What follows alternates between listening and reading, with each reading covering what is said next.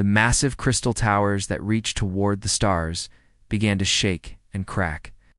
Inside the Great Hall, Elder Vexstar watched in horror as another red dot disappeared from the holographic star map floating before him. His four alien eyes, usually bright with wisdom, now looked tired and scared. The Kalani system was gone, just like that. Billions of lives snuffed out in a matter of hours by the machines they called the Devourers. Elder Morden stood beside him, her see-through blue skin pulsing with nervous light patterns that all her species understood meant fear and panic.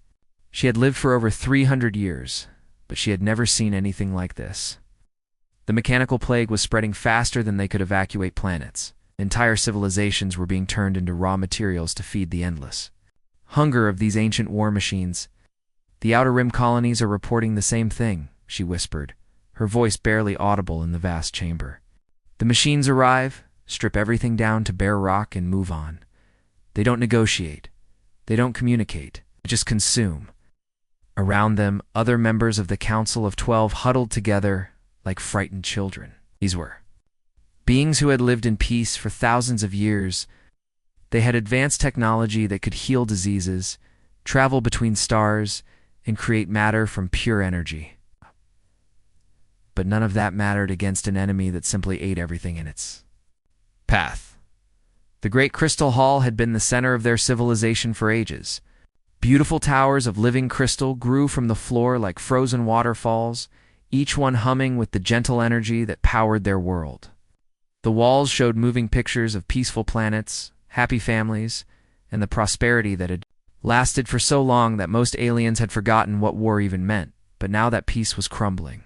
The Devourers had already consumed 12 star systems, and they showed no signs of slowing down. Every battle fleet the Confederation sent out came back smaller, if it came back at all. Their weapons designed to disable and capture rather than destroy were useless against machines that felt no pain and showed no mercy. Elder Vexter walked slowly toward the center of the chamber, where an enormous crystal structure sat covered in ancient symbols. The summoning nexus had been sealed. Away for good reason. The old stories warned that using it was dangerous, that calling beings from other dimensions could bring heroes or monsters with equal chance. But what choice did they have now? "Are we really going to do this?" asked another council member, his tentacles writhing with anxiety. "Forbidden arts haven't been used since the dark times. There's no telling what might answer our call." "Look at the map," Elder Morden replied, gesturing toward the holographic display where more systems were already showing signs of devourer activity. "In 6 months, maybe less, they'll reach our core worlds. Our children, our families, everything we've built will be gone. We need champions, need warriors who can do what we cannot." The summoning nexus began to glow as the 12 elders placed their hands on the activation crystals. Ancient machinery that had slept for thousands of years hummed to life. The crystal chamber filled with swirling lights and strange music that seemed to come from somewhere far away. The spell was designed to find the greatest heroes in all possible worlds, beings of pure courage and noble hearts who would fight to protect the innocent. Meanwhile, on a blue planet circling a yellow star in a distant galaxy, Admiral Jake Morrison stood in the command center of his flagship. The USS Valiant was the pride of the human fleet, a massive aircraft carrier bristling with weapons and carrying thousands of the most dangerous predators in known space. Humans didn't know it yet, but they were the only species in the galaxy that had evolved on what the aliens called a death world. Earth had tried to kill humanity in every way possible. Ice ages, volcanic eruptions, asteroid impacts, disease, and countless other disasters had shaped human evolution. Only the strongest, smartest, and most adaptable had survived. The result was a species that saw problems as challenges to overcome, rather than reasons to give up. The naval exercise was going perfectly. 3 of humanity's most advanced warships were working together in the middle of the Pacific Ocean. The destroyer USS Thunder cut through the waves like a knife, its crew, professional warriors ready for any threat. Deep below the surface, the submarine USS Phantom moved like a steel shark, invisible to all sensors. None of them noticed the strange shimmer in the air above them. None of them saw reality itself begin to bend and twist.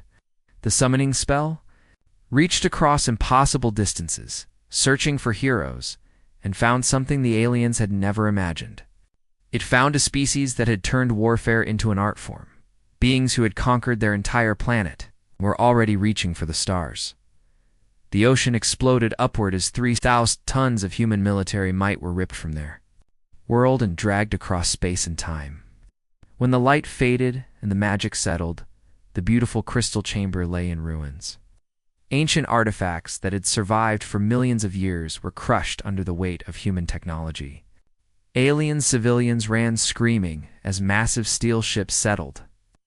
Into the rubble with sounds like thunder, the aliens had asked for heroes to save them. Instead, they got something far more dangerous. They got humans. Captain Lisa Hayes kicked open the twisted metal door of her ship and stepped into what looked like something from a fever dream. Her pistol was already in her hand, safety off, finger on the trigger. 20 years of military service had taught her to expect the unexpected, but nothing had prepared her for this. She was standing inside what appeared to be a giant crystal cave that sparkled with its own light. Broken pieces of what might have been alien artwork lay scattered across the floor, crushed under the weight of her ship. Behind her, the sound of boots on metal echoed as her crew emerged from the damaged sections of the USS Thunder. These weren't ordinary sailors. They were hardened veterans who had seen combat in every ocean on Earth. Men and women who had trained their entire lives to fight and win in the most dangerous situations imaginable. Their rifles were raised, eyes scanning for threats, muscles tensed and ready for action. The aliens huddled in the corners of their ruined chamber looked like living glass sculptures. Some were tall and thin with too many arms. Others were short and round with skin that glowed like jellyfish. All of them were shaking with fear. They had never seen anything like these humans before. The aliens were peaceful creatures who settled disputes with discussion and had eliminated violence from their society thousands of years ago. Hold your fire. Admiral Morrison's voice boomed across the wreckage as he climbed down from his flagship. Even at 60 years old, Jake Morrison moved like a man half his age. His gray hair was cut military short, and his eyes held the cold calculation of someone who had made life and death decisions for 3 decades. I want to know what the hell's going on here, but nobody shoots first. The bravest of the aliens, Elder Vexstar, shuffled forward on legs that looked like they might snap at any moment. A small device hanging around his neck began to speak in perfect English, translating his alien words. Mighty warriors from distant realms, we have called upon you in our darkest hour. Our worlds are dying, and we need heroes who can... Wait. Just a minute, Commander Tom Baker cut him off. Tom's face bore scars from a dozen battles. His voice carried the authority of someone used to being obeyed without question. Did you just say you called us? You mean you're responsible for ripping 3 warships out of the middle of the Pacific Ocean and dumping us in this crystal cave? The aliens looked confused by the humans' anger. In their culture, being chosen to help others was considered the highest honor. They couldn't understand why these beings seemed upset about being selected for such an important mission. What happened next changed everything for both species. The humans and aliens began to share information about their worlds, and each revelation was more shocking than the last. The aliens learned that Earth was what galactic scientists called a death world, a planet so hostile to life that survival required constant adaptation and struggle. Your planet tried to kill you? Elder Morden asked in amazement, her glowing skin flickering with disbelief. And you survived ice ages that lasted thousands of years. Lieutenant Colonel Beth Williams nodded casually while cleaning her rifle. Multiple ice ages, actually. Plus volcanic eruptions that blocked out the sun. Asteroids that wiped out most life and diseases that killed millions. That's just how things work where we come from. The strong survive, the weak don't. The aliens were horrified to learn that 99% of all species that had ever lived on Earth were now extinct. They discovered that humans had taken the power of the stars themselves and turned it into weapons capable of destroying entire cities, nuclear bombs, chemical warfare, biological weapons. orbital bombardment systems. Humanity had weaponized everything they could get their hands on. But the real shock came when the aliens showed the humans footage of their enemy. The Devourers were massive mechanical monsters, each one the size of a city, covered in armor plating and bristling with energy weapons. They moved through space in endless swarms, consuming planets like locusts, eating crops. Entire star systems had been stripped bare, turned into raw materials to build even more. Devours. The alien military commanders expected the humans to react with fear or despair. Instead, they watched in growing horror as the humans leaned forward with interest, asking technical questions that revealed minds trained for warfare. "How thick is that armor plating?" Beth Williams wanted to know, studying the footage with professional curiosity. "What kind of power source do they use? Have you tried targeting their communication systems?" Commander Baker was already sketching battle plans on a piece of paper. "Do they have any blind spots? How fast can they maneuver in atmosphere? What's their typical attack pattern?" The most disturbing moment came when Admiral Morrison asked the question that made every alien in the room go silent. "Have you tried using nuclear weapons against them? Because we've got plenty of those." Elder Vixstar turned to his colleagues, speaking in their own language, so the translation device wouldn't pick up his words. But the fear in his voice was clear in any language. "What have we done? We asked for heroes to save us from monsters, and instead we've brought monsters to fight monsters?" Elder Morden watched as the humans continued to discuss battle tactics with an enthusiasm that chilled her to her crystal bones. "They don't just fight to survive," she whispered. "Look at their faces. They enjoy this. They live for war." The cultural exchange continued for hours, each side learning more about the other, and each revelation making the situation more complicated. The aliens realized they had summoned beings who saw every problem as something to be solved through violence. The humans realized they had been kidnapped by advanced aliens to fight in someone else's war. But underneath all the fear and anger, something else was becoming clear. The peaceful aliens needed warriors who could think like their enemies, who could match violence with violence. And the humans, despite their shock at being forcibly recruited, were already beginning to see the Devourers as just another enemy that needed to be destroyed. The question was whether the galaxy would survive, having both the Devourers and humanity loose in it at the same time. The Kepler system had been a beautiful place once. 3 small moons orbited a massive gas giant, their surfaces covered in crystal formations that the local aliens had cultivated for centuries. Now those moons looked like wounded animals, with huge chunks torn out of them by the mechanical harvesters. The Devourers worked like a swarm of metallic locusts, their massive ships sucking up raw materials and leaving nothing but empty space behind. Admiral Morrison stood on the bridge of the USS Valiant, watching the enemy fleet through his tactical display. 12 Devourer ships, each one bigger than a city block, were systematically tearing apart the largest moon. Their hulls were black metal, covered in strange geometric patterns that hurt to look at directly. Smaller harvester drones buzzed around them like flies around rotting meat, each one capable of leveling a building in seconds. The alien fleet had arrived first, following their standard battle doctrine that had failed them for decades. 23 crystalline warships hung in space at maximum weapons range, firing precise energy beams designed to disable rather than destroy. Their weapons were beautiful to watch, streams of rainbow light that could shut down enemy systems without causing permanent damage. It was warfare designed by a peaceful species that still believed their enemies might be reasoned with. The Devourers responded exactly as they always did.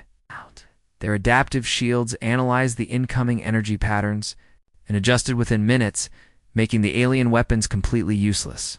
Then the mechanical ships began their counterattack, unleashing swarms of killer drones that tore through the alien formation like sharks through a school of fish. "Admiral, the alien commander is requesting that we maintain our current position and provide long-range support," reported Captain Hayes from her station. Lisa had seen the tactical readouts. The alien strategy was basically a death sentence. Stay far away, shoot ineffective weapons until the enemy adapted. then run away and abandon another star system to the machines. Morrison's response was immediate and decisive. All ships, Combat Formation Alpha. Chief Martinez.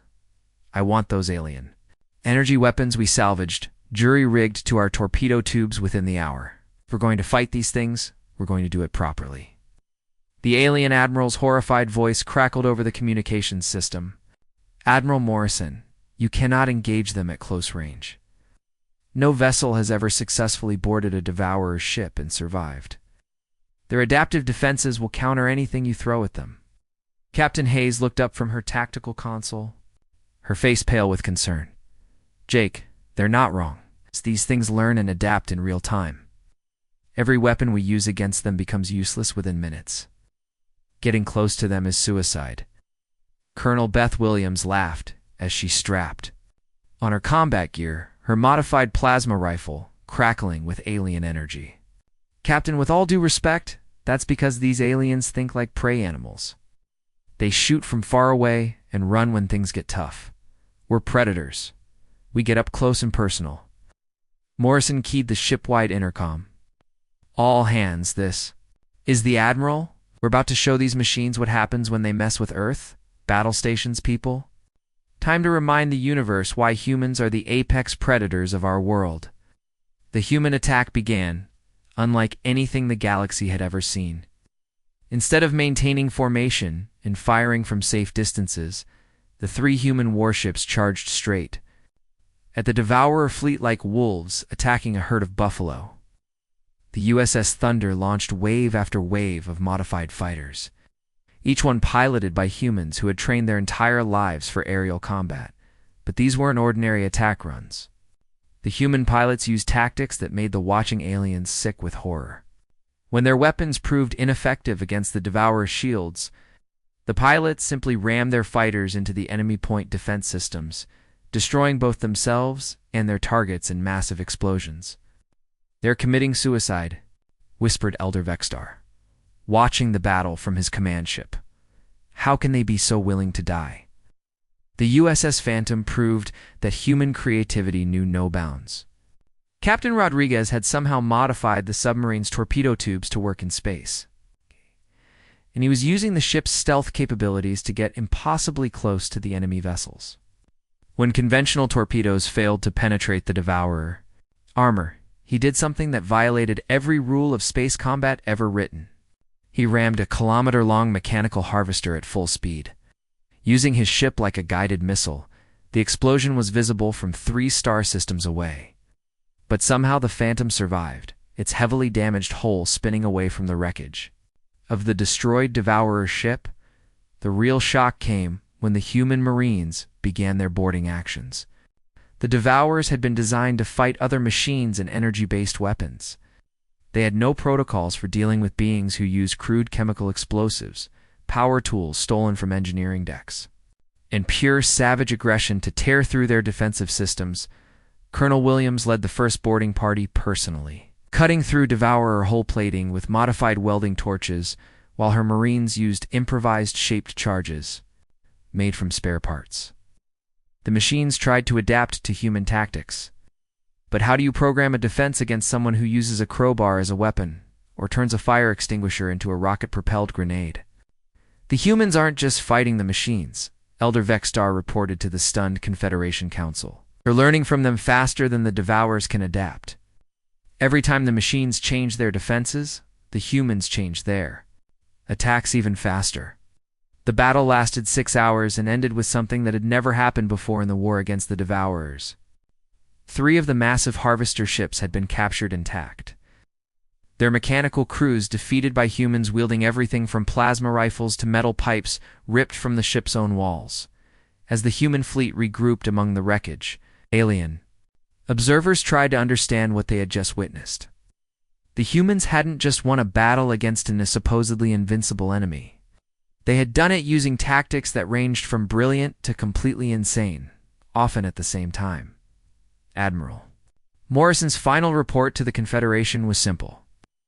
The Devourers can adapt to energy weapons and sophisticated technology, but they can't adapt to a species that's willing to turn anything into a weapon and never knows when to quit. Give us more ships and better intel, and we'll clear these machines out of your galaxy. The aliens realized they had unleashed something unprecedented in their peaceful universe. Humanity didn't just fight to survive. They fought to win, no matter what the cost. The changes started small at first. A few alien officers asking questions about human battle tactics. Some curious engineers wondering why human weapons were so much more effective than their own. Within 3 weeks, those innocent questions had transformed into something that terrified the Confederation. Leadership more than the Devourers ever had. Major Dave Thompson stood in front of a classroom filled with alien naval officers, their crystalline faces reflecting the harsh light from the overhead projectors. These beings had lived their entire lives in peace, settling disputes through discussion and compromise. Now they were learning terms like acceptable losses and total warfare from a species that had spent its entire work history perfecting the art of violence. The fundamental problem with your current strategy, Thompson explained, pointing at a tactical display, is that you're fighting to minimize casualties instead of fighting to win. Every time you pull back to save lives, you give the enemy time to adapt and grow stronger. Sometimes you have to sacrifice a few to save the many. One of the alien students, a tall being with forearms and skin like polished silver, raised a trembling hand. But Major Thompson, you're talking about deliberately sending people to their deaths? How can you ask someone to die for a strategic advantage? Thompson's scarred face showed no emotion as he answered, "'Cause if you don't, everyone dies anyway." The Devourers don't negotiate. They don't show mercy. They consume everything in their path. Your choice is simple. Lose some people now in a fight, you can win, or lose everyone later in a fight, you can't.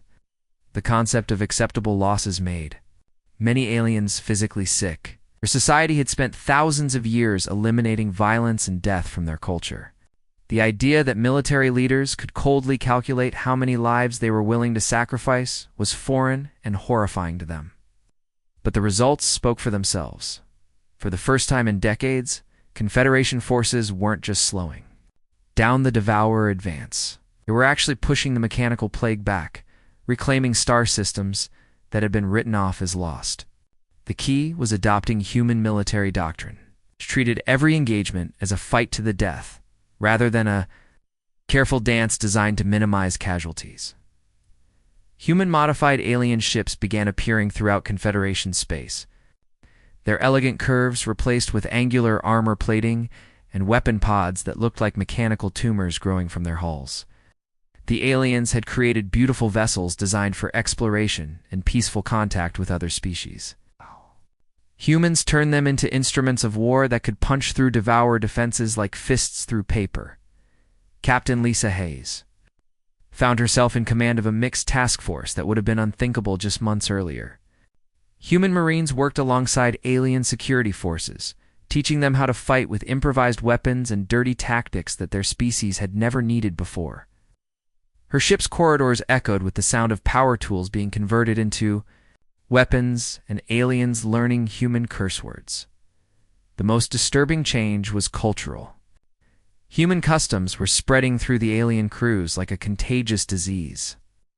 Alien fighter pilots began painting predator markings on their ships, copying the shark teeth and tiger stripes that human pilots used to intimidate their enemies. Alien engineers started keeping trophies from destroyed Devourer ships, displaying pieces of enemy technology like scalps taken in battle. "Look at them," Hayes said to Admiral Morrison during one of their private meetings in his quarters. 6 months ago, these beings wouldn't even kill animals for food. Now they're collecting Devourer weapon fragments like hunting trophies. We're not just teaching them to fight, we're teaching them to think like predators. Morrison poured himself a glass of whiskey and stared out at the stars through his cabin window. I know. I've seen the reports. Alien crews requesting reassignment to human ships because they want to learn more aggressive tactics. Some of them are even volunteering for suicide missions, something their species has never done in their entire history. The Admiral's voice was heavy with concern as he continued. The problem is, it's working too well. We're winning battles that were supposed to be impossible. We're taking territory from an enemy that's never been beaten before. but we're also changing an entire galactic civilization in the process. Hayes joined him at the window, watching as a formation of human-modified alien ships practiced attack runs in the distance. The Confederation Council is getting nervous. Some of them are starting to ask what happens after we win this war. What's to stop us from deciding that we deserve to keep some of these ships, these worlds, as payment for our service? It was a question that Morrison had been asking himself for weeks. He could see the change in his own crews, the way they looked at alien technology and alien worlds with hungry eyes. Humanity had conquered every environment on Earth through violence and adaptation. Now they were loose in a galaxy full of species that had never learned to fight back. The real problem, Morrison admitted, is that we're not just teaching them human tactics, we're teaching them to be human. And humans are conquerors by nature. It's how we survived on Earth, and it's how we're surviving out here. The transformation was accelerating with each passing day. Alien ships began broadcasting human-style psychological warfare, playing recordings of Earth predators before attacks to frighten devourer crews. Alien commanders started using terms like strategic necessity and acceptable casualties in their official reports. Some aliens were even requesting genetic modifications to make them stronger and faster. It's more like their human teachers. Major Thompson's training programs had expanded to include lessons on espionage, sabotage, and psychological manipulation. Tactics that would have been considered barbaric by alien standards just months ago were now standard operating procedure throughout the Confederation fleet. The question everyone was afraid to ask out loud was becoming impossible to ignore. When the Devourers were finally defeated, would the cure prove to be worse than the disease? The aliens had summoned humanity to save them from destruction, but in doing so, they had unleashed a species of natural conquerors on an unprepared galaxy. Admiral Morrison finished his whiskey and made a decision that would determine the fate of both species. Schedule a meeting with the Confederation Council. It's time we had an honest discussion about what happens when this war is over. The galaxy was about to learn whether humanity could be trusted with the power they had gained, or if the aliens had simply traded one form of extinction for another. The Devourer core hung at the edge of known space like a metal cancer growing in the darkness. It was a world-sized machine, bigger than Earth's moon, covered in layers of armor plating and defense systems that had been built over thousands of years. Massive energy collectors stretched out from its surface like the legs of a spider, each one capable of powering an entire star system. Oh. This was where the mechanical plague had started, and this was where it would end. Intelligence reports from captured Devourer ships revealed the terrible truth about their enemy. Every mechanical unit in the galaxy was connected to the core through quantum communication links. The central processing matrix stored the collective knowledge and tactical data of every battle the Devourers had ever fought. Destroy the core, and the entire network would collapse like a house of cards. The problem was getting close enough to do it. The artificial world was protected by defense systems that made everything humanity had faced so far look like children's toys. Orbital weapon platforms the size of cities floated around it in perfect formation. Energy shields that could deflect entire fleets covered its surface. Automated factories churned out fresh Devourer ships every few hours, placing losses faster than any attacking force could inflict damage. 16 different alien fleets had tried to assault the core over the past century. None had even gotten close. The defensive network would detect approaching ships while they were still days away from the target, giving the machines time to prepare perfect countermeasures. Ships that tried to sneak past the outer defenses found themselves facing weapon systems specifically designed to counter their technology. Admiral Morrison stood in the great crystal hall of the Confederation capital, facing the assembled Council of 12. These alien leaders had lived through decades of war, watching their civilizations slowly die as the Devourers consumed world after world. Now they were being offered a chance for total victory, but the price was higher than anything they had imagined. The Prometheus Protocol is simple in concept, Morrison explained, his weathered face showing no emotion. We modify our remaining nuclear warheads to create the largest bombs in human history. Then we strap them to our fastest ships and fly them directly into the core's central processing matrix. The combined explosion should be enough to crack the planet and destroy the quantum communication network. Elder Vextar's 4 eyes widened in horror as he processed what the human was saying. But Admiral, you're describing a suicide mission.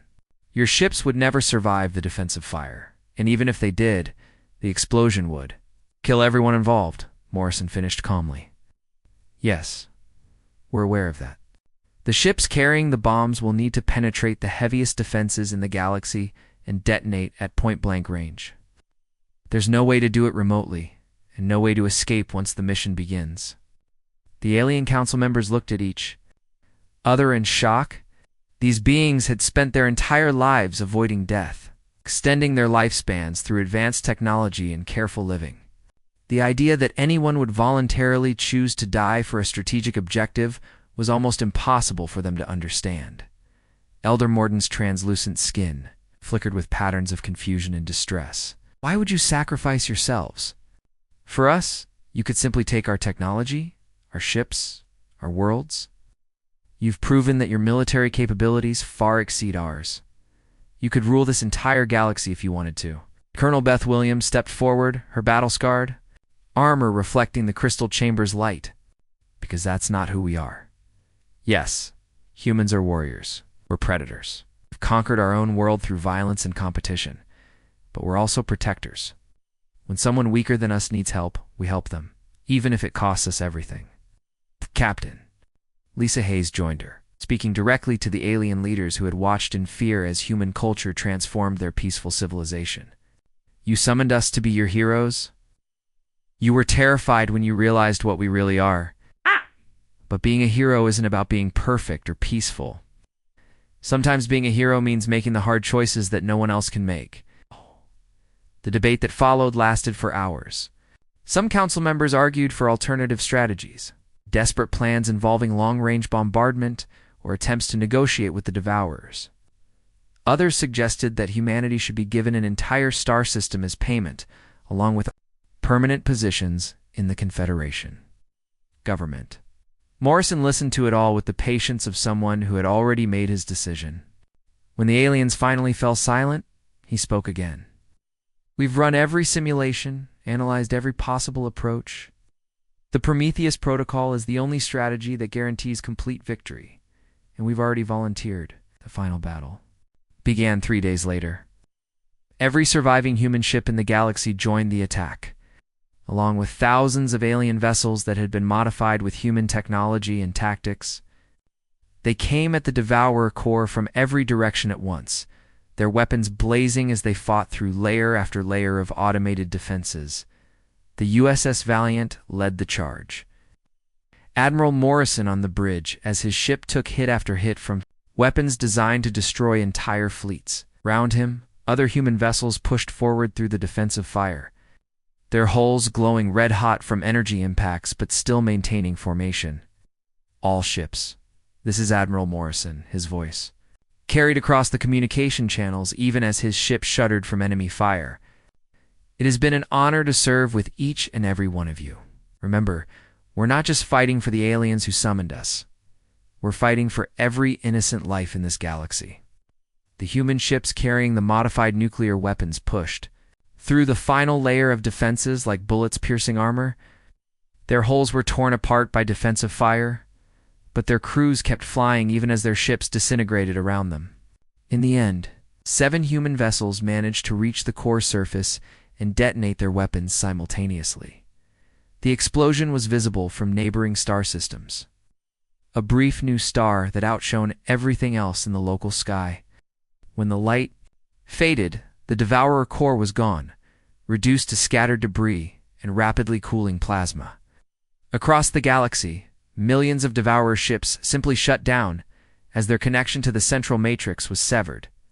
In the aftermath, the surviving human crews found themselves the most celebrated heroes in galactic history.